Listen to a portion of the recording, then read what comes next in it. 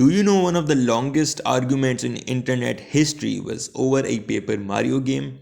Yeah, I'm genuinely not kidding, like, that actually happened. And honestly, I'm not surprised because no one seems to agree when it comes to ranking the Paper Mario games. And that brings me to my point for this video, which is that you simply cannot rank the Paper Mario games. But before we get into the details of that, welcome back to SHK's Month of Gaming, a series where I upload a video every other day for the next 30 days. So yeah, if you don't want to miss a single one of those uploads, hit that subscribe button, and now let's get straight into it. You know, ever since I got into the Paper Mario series, I have always seen this debate on which Paper Mario game is the best. And 10 years ago, I had only played one game in the series, which was the original. It was my favorite, and I could not think of any game that could be better. And essentially, any other game that I found similar to Paper Mario 64 was like a dream come true basically. So I used to see this debate all over the place, but I never knew how the other games were like. And I just imagined them as like different versions of Paper Mario 64, if you get what I mean. Like same gameplay and same kind of, the whole vibe would remain the same, but the characters and the bosses and the partners and everything would be different. And that would make a lot of sense because you can rank games of that sort. But when I got to actually playing the other Paper Mario games, boy was I wrong. Because the only game that's like similar to Paper Mario 64 is Paper Mario the Thousand Year Door, and that is where that chapter ends. Those two games similar, you can rank them first or last based upon your own choice, but that is that. Like you cannot compare the other games to these two. So what happened was, first I played Paper Mario on the N64, then I played Paper Mario the Thousand Year Door, and my basic impression of that game was it's basically a better version of the original. Then I played the third installment in this series, Super Paper Mario, and that game completely changes your perspective of everything that you've seen before that. There's no traditional RPG. The story is way different and immersive, and there's a lot of things that are just completely different. And people compare like Paper Mario games, but generally speaking, you can't compare Super Paper Mario to any game. Like I cannot think of a single game that is remotely even like similar to this game. Like it has the most childish things to the most darkest things in a very unorthodox manner. Like you don't see that anywhere else in any other game as far as I know. So like I don't think this game can be compared to anything. Like you either like it or you don't. Yeah, that's your opinion, but you cannot compare it to any other game in my opinion. And then we move on to Paper Mario Color Splash. Now this game, honestly speaking, I feel really bad for this game. By the way, we're gonna talk about Sticker Star in a bit. But I feel really bad for this game because initially, like, the impression people had of Paper Mario Color Splash was that it's basically Sticker Star 2, and that already gave it like a bad start because people at the back of their head, the psychology in their head developed that this is gonna be a bad game because this is Sticker Star 2. Like it's basically right thing but wrong time. Paper Mario Color Splash has a decent story, it has decent gameplay, and this is probably a hot take, but I like that game. I don't think of it as a bad game. Two things that allowed that game to have very limited potential.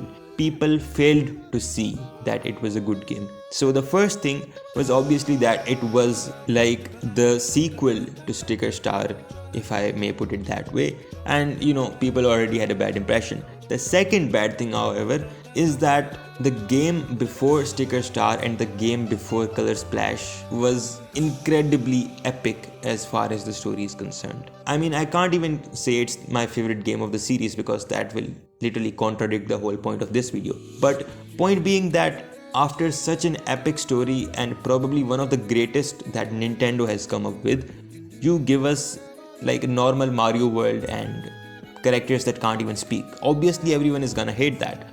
And that is exactly why Sticker Star was hated, and that's exactly why I'm not gonna talk about it all that much. But then again, I'm gonna talk about Color Splash, and the reason is that I played Color Splash start to end, but Sticker Star I could not bring myself to finish it because I don't know, it's just like it feels very non-Paper Mario to me, and frankly I don't really like games that are non-Paper Mario, if that makes sense. But yeah, so the thing is that Color Splash, if you just clear everything that you have in your head right now, like just stop thinking about Paper Mario. Just think of Super Mario World and add like a storyline to it and a lot of paint. That's Paper Mario Color Splash. Now, if you think of it this way, I assure you you're not gonna think of it as a bad game, because that is the perspective that this game was created in. It's not supposed to be like the most epic thing in the world, or it's not supposed to be like another The Thousand Year Door or something, because it's just like a normal Mario game but RPG. That's all. That's how you should think of it. And if you just take it like a game of that sort, then trust me, you really won't hate it. It's a pretty good game in my opinion. Now, the last game in the series, as of now, that we have is Paper Mario the Origami King.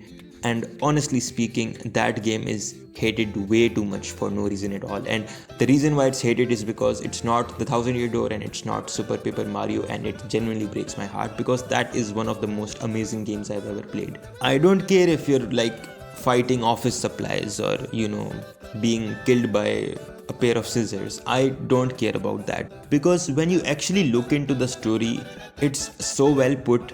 I mean, just understand the fact that they give so much personality to things that you can find on your office desk.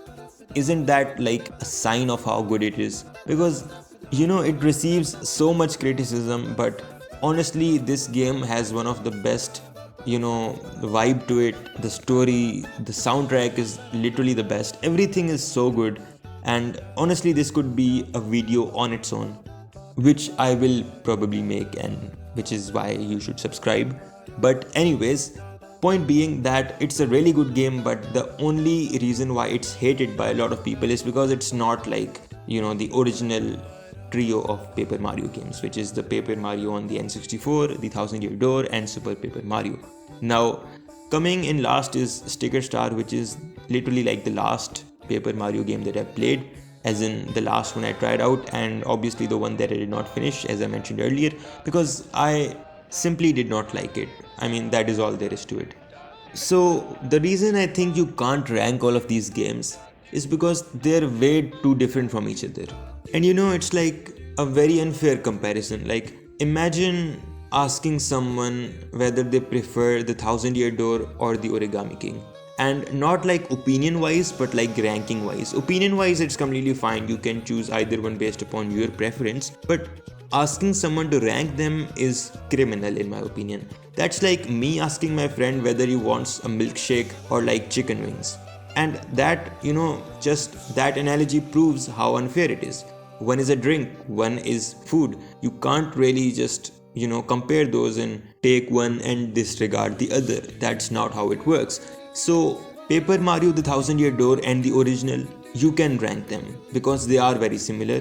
But Super Paper Mario, completely different. The Origami King, completely different. Sticker Star and Color Splash, you can rank them as well. So it's a similar story between TDYD and the original, and Sticker Star and Color Splash. So Color Splash is basically like the better version of Sticker Star, as most people put it. But at the end of the day, fact is that all of these games are very different. Two of them are very focused on the story, which is the third and the sixth. Two of them are a bit more childish of sorts, not to like put it in a bad way, but that's not necessarily a bad thing. I'm talking about Sticker Star and Color Splash, but they're like less dark than all of the others. And then again, two of them are like the standard good storyline, good gameplay and everything. That's the first and the second. But every game has, or almost every game has like different gameplay. They have different storylines, and I don't think it's fair to compare all of them and just put them in a ranking. It just does not make sense to me that you're just ranking them even though they're so different from each other. So yeah, that was the video. If you liked the video, then hit the like button, and if you want to watch more videos like this, then hit the subscribe button so you don't miss any updates of SHK 17's month of gaming. Comment your thoughts and I'll see you in the next one.